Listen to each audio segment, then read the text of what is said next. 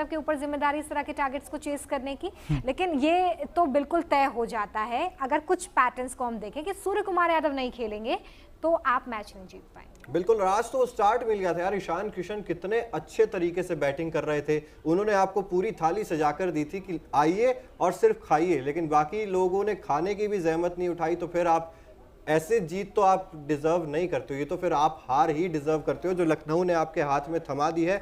और by the way तीसरे number से खिसककर चौथे नंबर पर आ गई है मुंबई इंडियंस और लखनऊ सुपर जायंट्स वापस तीसरे नंबर पर पहुंच गई है, जिसका मतलब ये है कि मुंबई इंडियंस का जो सपना था 1 और 2 में खत्म करने का, वो भी कहीं ना कहीं अब टूटता हुआ नजर आ रहा है। यानी कि अभी भी प्लेऑफ का सीन तो चलिए फंस ही सकता है, लेकिन वो जो टॉप 2 वाला स्पॉट था वो तो चला ही जाएगा। अब बिल्कुल चला जाएगा। अगर आपका जैसे रोमिता ने कहा वीक लिंक तो है यार, एक बड़ी इनिंग चाहिए आपको मिडिल ऑर्डर में, वो अब तक आई नहीं है पिछले, क्योंकि आपने जब इतना अच्छा स्टार्ट दे दिया था 90 रन्स का यार, इतना शुरू में सॉलिड स्टार्ट दिया दोनों ने, उसके बाद सिर्फ आपको सिंगल स्ट्राइक रोटेट करनी थी।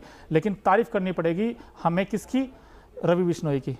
बिल्कुल 2 विकेट निकाले उन्होंने, दोनों ओपनर्स के यार, उन्होंने मतलब बढ़िया गेंदबाजी की। वो वैसे भी विकेट था वैसा ही कि आएंगे, फिर उनके पास वैरायटी है, दोनों को फंसाया उन्होंने शुरू में, और उसके बाद फिर आई थिंक ये दोनों गेंदबाज मोहसिन और यश ठाकुर ने भी बहुत काबिल तारीफ गेंदबाजी की, और जिसके चलते ही मुंबई इंडियंस एक समय ऐसा लगा था कि रन बन जाएंगे, आराम से बन जाएंगे, हो सकता है और भी छोड़ दें, but wonderful comeback I think.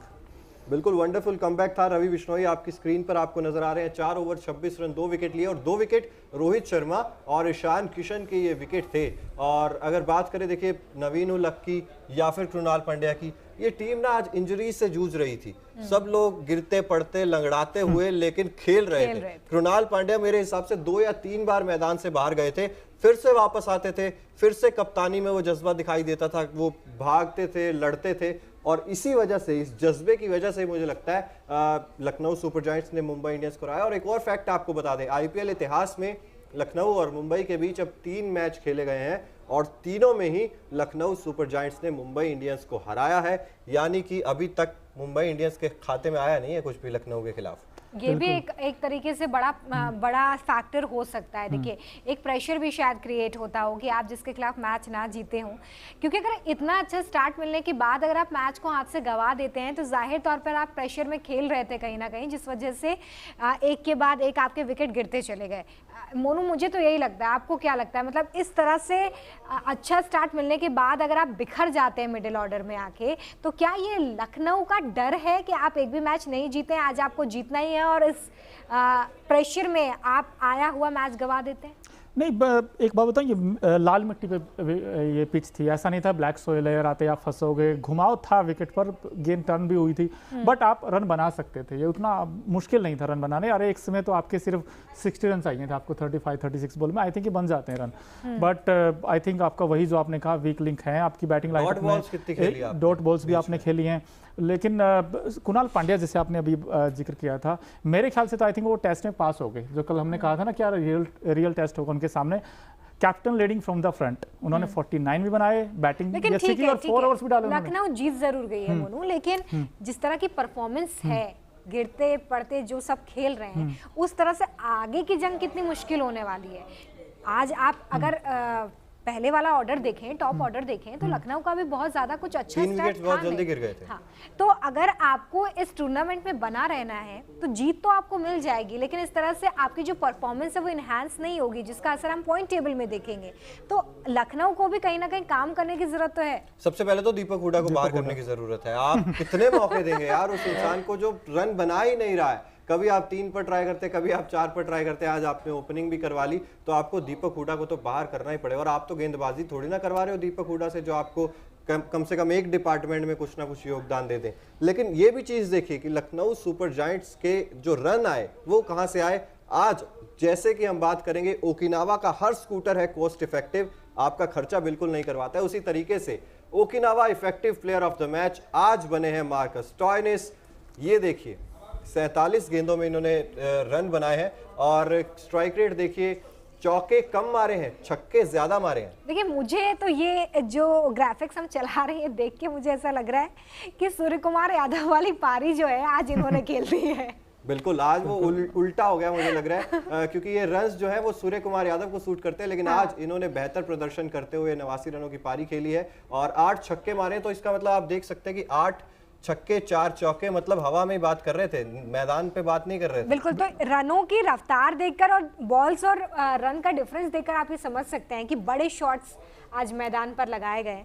और क्या लगता है मोनू, आज सूर्य कुमार यादव का जो रिस्पॉन्सिबिलिटी थी आज इन्होंने ली है और इसलिए भी ये इनिंग खास है क्योंकि मेरे ख्याल से तो आई थिंक हाईएस्ट रन है इनके ये आईपीएल में, और ये इसलिए भी अच्छी बनती है क्योंकि ये टफ विकेट था। गेम जैसे मैंने कहा ना थोड़ा फंस के आ रहा था, बट उसके बाद 89 बनाना 47 बॉल में आई थिंक बहुत ही गजब की पारी खेली है।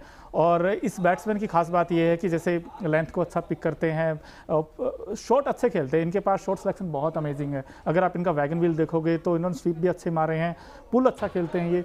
और एक क्रिस जॉर्डन के एक ओवर में 24 रन बनाए थे, वो छक्के मारे इन्होंने 3, तो वहाँ से मोमेंटम क्रिएट हो गया था। लास्ट के 3 ओवर में 54 रन बनाए हैं लखनऊ सुपर जायंट्स ने, वो भी आई थिंक बड़ा डिफरेंस है दोनों टीमों के बीच, क्योंकि आपने 16 to 40 ओवर के बीच में आपने 70+ रन बना दिए थे। तो आई थिंक बिल्कुल, और अगर टिम डेविड यार थोड़ा सा जल्दी एक्सेलरेट कर देते और तो मुंबई इंडियंस जीत जाती। मतलब इतना ज्यादा कोशिश कर रहे थे, सोच समझकर जिस बॉल पे शॉट लगाना है आपको, आप गेंदबाज पे प्रेशर बना नहीं रहे थे। आखिरी ओवर में लगा जब नवीन उलक की जो सेकंड लास्ट ओवर था, जब नवीन उलक ने वो 9 बॉल डाली तब लगा शायद कि अब मुंबई जीत सकती है, लेकिन उसके बाद भी फिर फ्री हिट पर डॉट, उसके बाद डॉट, और ये डॉट का सिलसिला जो है वो तो लंबा चला है आज मुंबई इंडियंस के लिए। मुझे लगता है कि लाइन और लेंथ मुंबई जो है वो पहले ही खो चुकी थी। शायद स्टार्टिंग के 2 विकेट्स गिरने के बाद, मिडिल ऑर्डर बिखरने के बाद वो मोमेंटम खो गया था, जिसे शायद टिम डेविड खोजने की तलाश लास्ट तक करते रहे लेकिन खोज नहीं पाए, और इस वजह से जीत जो है वो हाथ से निकल गई। क्योंकि इतना कठिन मुकाबला तो मुझे नहीं लगा कि लखनऊ को हराया नहीं जा सकता था, लेकिन बावजूद इसके देखिए हार के पीछे कुछ ना कुछ लूप होल्स होते हैं, और आज मुंबई की हार के पीछे भी कुछ लूप होल्स हैं। लेकिन जिस तरह की पारी आज कुछ प्लेयर्स की तरफ से खेली गई वो भी काबिल तारीफ है। बट आई थिंक ये जो पैनिक किया है ना मुंबई ने लास्ट में आकर, फंस गई है मुंबई चिराग जी, क्योंकि तो गई है 14 पे है, अब अगर एक और मैच पॉइंट आपके पास तो हार गए तो फिर 14 पे तो बहुत मुश्किल हो जाएगा इनके लिए। और हो सकता है कि बाहर हो भी जाए, तो यानी कि एक मुकाबला अब आपके लिए करो या मरो का मुकाबला है ही उस लिहाज से भी, क्योंकि चेन्नई और लखनऊ के 15-15 हैं, मतलब वो 17-17 पे जा सकते हैं और आप 16 पे बाहर हो सकते हो। तो ये एक बहुत बड़ा डिसाइडिंग फैक्टर हो जाएगा कि आप आगे किस तरीके से जाएंगे। तो मुंबई के लिए बहुत ज़रूरी था ये मुकाबला जीतना। वहीं लखनऊ को तो फ़ायदा हुआ ही है, और साथ में चेन्नई सुपर किंग्स भी यहाँ पर 15 अंकों के साथ दूसरे नंबर पर है। और आज जैसे कि हम अक्सर बात करते हैं लाइव में, ओकिनावा का हर स्कूटर आपको भीड़ में भी कलरफुल दिखाता है, उसी तरीके से आज Okinawa colourful movement of the match पर नजर डालें तो ये मुंबई इंडियंस के फैंस, रोहित शर्मा के फैंस, लखनऊ के फैंस, तो फैंस जो है ना वो 12th मैन का काम करते हैं एक स्टेडियम में। जब भी आते हैं चीयर करते हैं अपनी टीम को, और वो कहते हैं ना कि एक एक्स्ट्रा